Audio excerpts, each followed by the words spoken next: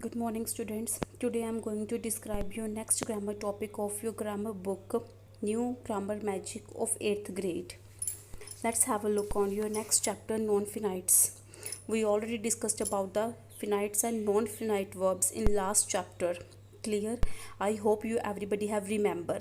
Finite verbs, that verbs which are changed according to the subject and tenses. These are that are called finite verbs. Non-finite verbs, that verbs which are do not changes according to the subject and tenses. Clear? In this chapter we will read the types of non-finites. Clear? There are three types of non-finites: infinitives, participles and genids. Now let's continue. We have already studied about non-finite verb in the previous chapter. Let us know about her different types in detail. Infinitives. The infinitives is a non-finite verb. It has the word to in it. As I told you last chapter, infinitives we will add by the to plus verbs first form. ठीक है? Form of infinitives to plus base form of verb. For example, to see. Infinitives can also used without to. Such infinitives are called bare infinitives. Uses of infinitives, we will use to infinitives after these verbs. ठीक है? Means you have some examples in which you have to use according to the verb, but some are cases when you have to use the bare infinitives. In that cases you have no need to use the to. We will discuss about that in next. Okay, in same chapter in next topic. Clear? Now for example, they forget to water the plants yesterday. Sonia offered to pick us up from school tomorrow. They accepted to reach the party on time. I hope you clear. Here we have to add the to water, to pick, to reach. These are infinitives, but what they have to do, that is also we have to add it in the tenses. ठीक है? Means हमारी जो ये verb है वो change हो रही है, बट जो नॉन फिनाइट्स होते हैं वो चेंज नहीं होते according to sentence and according to tenses. That is not changes but these are changes. ठीक है? This is finite verbs and this is non finite. I hope you clear. Move on next page, which the next topic you have to got about this is that verbs like advise. ठीक है? Ask, show, teach, tell, follow the pattern, verb somebody, some question, verb to infinitive. अगर कई बार आपको इन्फिनिटिव्स में किसी को advice देनी हुई, आस्क करना हुआ, कुछ शो करना हुआ, टीच, टेल, तो आप क्या एग्जाम्पल से कैसे करोगे? You should advise her how to study for the exam. Clear? You should advise her how to study means आप उस पैटर्न को यूज़ करके to study, to cook, to apply, these verbs you have to use in your answers. Okay, now next, the infinitives without to. In some cases we can have an infinitive which does not have to. ठीक है? वो कौन से cases है जब आपने to use नहीं करना और जो bare infinitives कहलाते हैं. This is mostly applicable in your 5 senses. Okay, an infinitive loses its to when it follows certain verbs. Such verbs are feel, hear, let, make, see, watch. ठीक है? जो आपकी फीलिंग्स के साथ जुड़े हैं, आपकी सेंस के साथ जुड़े हैं, उनमें आपने टू यूज़ नहीं करना. That is called the bare infinitives. For example, we let the children cross the road. You can see the clouds sail across the sky. I hope you clear what is the bare infinitives in which you have didn't use the to, and these are some ways you have to use with your feelings: hear, feel, let, make, see, watch. Okay, next, infinitives to make sentence compact. This is a sentence compact which you have also clear once. Infinitives can be use to make sentences compact without changing the meaning. ठीक है? आप infinitive use कर सकते हो without changing the meaning of the sentence. Surya hoped that he would return to India soon. Surya hoped to return to India soon. ठीक है? Hoped that he would return. ठीक है? बट हम यहाँ पे सिंपली लिख सकते हैं Surya hoped to return to India soon. Tanya wondered whom she would talk to when she was lonely. Tanya wondered whom to talk to when she was lonely, ठीक है ना. she would talk, we have cut here with also he would we cut, ठीक है. जो हम same दो peoples को present कर रहा है we can cut it. and whom to talk when she was lonely. They were so surprised that they could not say anything. They were too surprised to say anything. Clear. to is also a call of the infinitives, ठीक है. to होता है बहुत ज़्यादा, to होता है कि क्या कहे, कुछ डिफ़िकल्ट होना किसी चीज़ में, ठीक है. दिस इज़ बहुत ज़्यादा, यहाँ पे कुछ भी डिफ़िकल्ट होना. दिस बोथ आर, जब भी हम ये सेंटेंस यूज़ करते हैं तो बहुत इक्वली यूज़ होते हैं. अगर आप ये वाला टू यूज़ करोगे तो उसी टेंस में डेफिनेटली आपको ये वाला टू भी यूज़ करना है. This is the same tense which we have to continue next. Infinitives to join sentences. Move on your next page. Infinitives can be used to join pairs of sentences. They will meet my parents, full stop. They will be very happy, ठीक है. अब infinitive का rule क्या है, two plus verb की first form. तो कैसे बनाएंगे, they will be very happy to meet my parents. they will, ठीक है. we will take it common, be very happy to meet my parents. Same, Arun lost his mobile, full stop. He was very disappointed. Arun was very disappointed to lose his mobile. Clear. Arun was very disappointed to lose his mobile. To combine the sentences using infinitives, we take more important the two sentences as the main clause and convert in the verb and the other sentence, ठीक है. Now this is the same pattern which I told you, to. They were very hungry, full stop. They could not wait for the food to arrive. They were too hungry to wait for the food to arrive, ठीक है. इतने ज़्यादा भूखे हैं, बहुत ज़्यादा आ गई quantity, और कि वो वेट नहीं कर सकते. जैसे मैंने आपको बोला कि एक आपका टू मच में आएगा, बहुत ज़्यादा में, एक आपको बहुत डिफ़िकल्ट है, वो चीज़ लीव करनी डिफ़िकल्ट है, उठानी डिफ़िकल्ट है, डिफ़िकल्ट वे में आएगा. Next example, the boy was not very tall, full stop. He could not hang the picture above the clock. The boy was not tall enough to hang the picture above the clock. Here the sentence is joined by to and enough to. Clear. Move on next page. Now your next topic is participles, ठीक है. participles, present participles, past participles, ठीक है. present participles I told you ing verb की first form plus ing. ये mostly हम किस में use करते हैं, कॉन्टीन्यूस टेंसेज में यूज़ करते हैं. I already told you in the class, present continuous, past continuous and future continuous, ठीक है. This and past participle verb की थर्ड फॉर्म, ठीक है. Past participles are two kinds, present participles, past participles. A present participle is formed by using verb plus ing. For example seeing, ठीक है. Same as I told you, this is a continuous tense, present continuous, past continuous and perfect future continuous.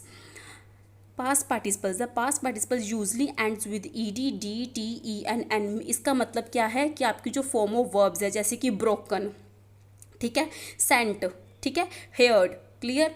Next is planted या प्लेयर्ड, ठीक है, and taken, like that, ठीक है ना. जो अभी आपके रन, ठीक है. These are. So the cat enter the house through the broken window. Participles to join the sentences. Now we have to join the sentences with the participles. Malini was walking in the garden, full stop. She was talking on her phone. Walking in the garden, comma, Malini was talking on the phone. Clear. Malini दो person है यहाँ पे, Malini and she was, ठीक है. तो हम एक common निकालेंगे कि वो दोनों काम कर रही है. क्या कर रही है, कंबाइंड निकालेंगे. Walking in the garden, comma, यहाँ पे फुल स्टॉप था, यहाँ पे हमने कॉमा यूज़ किया है. Malini was talking on the phone. Varun saw a puppy, full stop. It was running towards him. Varun saw a puppy running towards him. Clear. Thus, when both the actions take place at the same time, same चीज़ मैंने आपको बोली, जब एक ही person दो काम कर रहा है, ठीक है, सेम एक्शंस टेक प्लेस हो रहे हैं सेम टाइम पे, we use present participle to the verb to join the sentences. Next, however sometimes the second action begins only after the first has been completed, ठीक है. तो हम इसमें past participle use करेंगे या परफेक्ट पार्टिसिपल्स. निताशा हैड कोलॉक्ड, यहाँ पे had आ गया, तो हैड क्या है आपका, परफेक्ट पार्टिसिपल्स है, जहाँ पे आपने हैड प्लस वर्ब की थर्ड फॉर्म आती है. All the doors and windows of the house, full stop. She then drove away in her car. Having locked, अगर आपने परफेक्ट पार्टिसिपल में चेंज करना है तो मोस्टली आपका हैविंग में चेंज होगा ये, ठीक है। Having locked all the doors and windows of the house, comma Natasha drove away in her car. Next example of past participle in which we have to add the only third form. For example, there was a list of books to buy, full stop. The list was attached at the back of the folder. Attached at the back of the folder was a list of books to buy. Clear? यहाँ पे हमने perfect participle use किया था by having locked. यहाँ पे हमने सिर्फ verb की थर्ड फॉर्म यूज़ करनी है पास्ट पार्टिसिपल में without using has, have, had. तो हमने यहाँ पे attached at the back of the folder was a list of books to buy. Clear? Next topic is genets. A genet is a noun which is formed by a verb by adding ing to at the end of the word. ठीक है ना, आपको ये काफ़ी तौर पे present participle से similar लगेगा but both are not similar, ठीक है। Gerunds and present participle both are not similar, just they look like similar. ing first form, but their uses are different. This is uses as a continuous tense, present continuous, past continuous and future continuous, okay, but this is like a use of as a noun, ठीक है। See, a genet is a noun which is formed for a verb by adding ing. Form of genets, verb plus ing, genet, noun. For example playing tennis is a fun, ठीक है। तो ये कि playing क्या हो गया, noun हो गया यहाँ पे। The word playing here is a gerund not a verb. Clear? यहाँ पे प्लेइंग जो वर्ब है, जो वर्ड है वो जीनट है, वर्ब नहीं है। Let's again have a look of the gerunds, usages of gerunds. We will see one example of this exercise like finding solution to problems is not always easy. Finding is a genet. Clear? Dancing, learning, clear? Beating, smiling, clear? Exercising. So these are the genets. Now since a genet functions as a noun, it occupies the same position in a sentence that a noun does. Okay वो बोल रहे हैं कि जीनट का जो function है वो बिल्कुल वैसे ही फंक्शन करता है, प्लेस करता है जैसे कि नाउन करता है. Gerund are used as the subject of the sentence. Clear? This is the important line. Gerunds are used as the subject of the sentence. तो जहाँ पे आपको जितने भी जीनट्स मिलेंगे these are the subject of the sentence. See, singing carols is extremely popular during Christmas. Running became की spelling गलत है, became her passion. Walking is healthy for the body.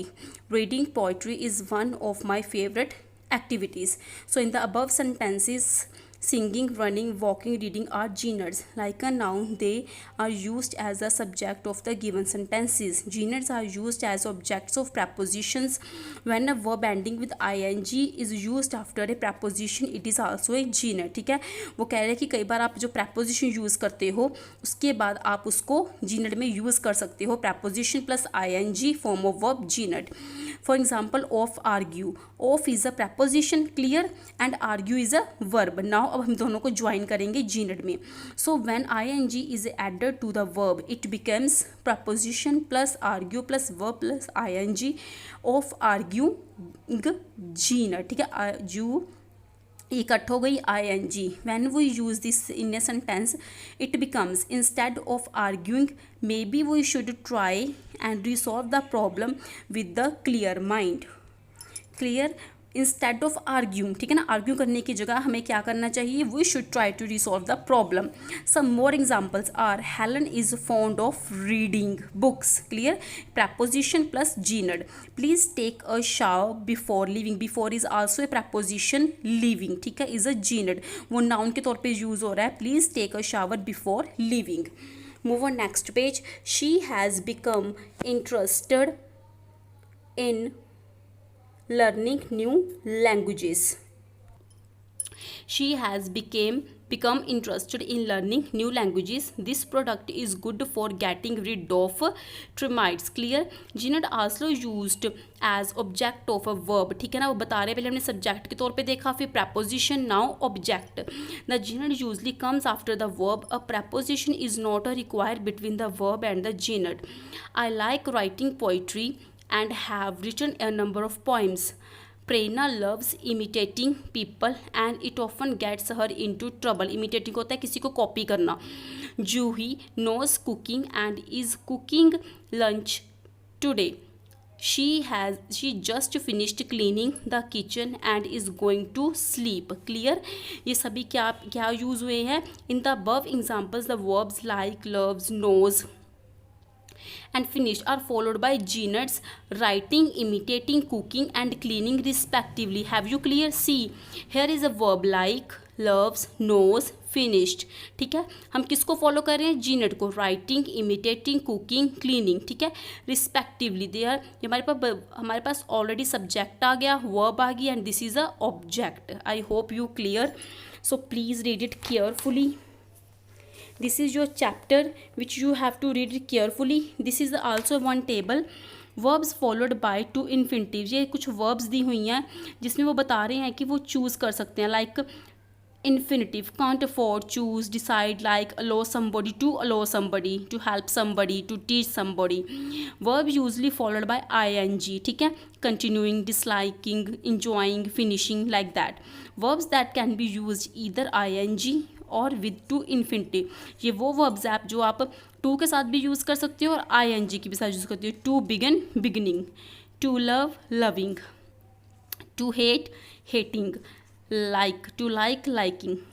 These are some examples which you can idea how type of some verbs which you can use with only two or with both of them. Please, you have the exercise also in your written assignments. Try to cover it by yourself.